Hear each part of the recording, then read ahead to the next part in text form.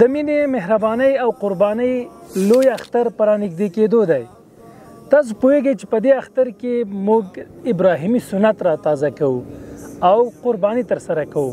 خو له دې قربانیانو څخه زموږ او ستاسو بېوزله او اړمن هیوادوال بې برخې وي. خو موږ او تاسو لپاره ښه دا ده، بهتره دا ده چې د دوی لاسنیوی وکړو او له دغه سنت او له دغه خوشحالۍ څخه هغوی هم برخمن کړو.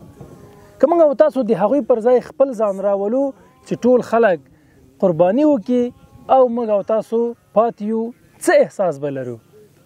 راځئ د هغوی پر ځای خپل ځان ته وګورو او له هغې وروسته موږ هم د دوی لاسنیوی وکړو. قدرمنو لیدونکو، تاسو کولی شئ چې په دغه سفر کې، په دې کاروان کې له قمر بنسټ سره ملګري شئ.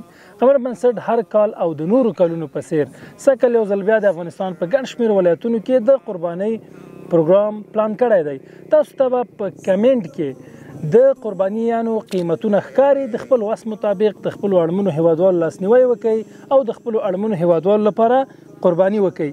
دا قرباني ته نه ده آماده، خو له دې نه به غټ پسونه او هغه پسونه چې د شرعي حکم له مخې د قرباني لپاره آماده وي هغه به موږ پیرو او د هغې غوښه به په اړمنو او بېوزلو هیوادوالو ویشو. السلام علیکم ورحمت الله.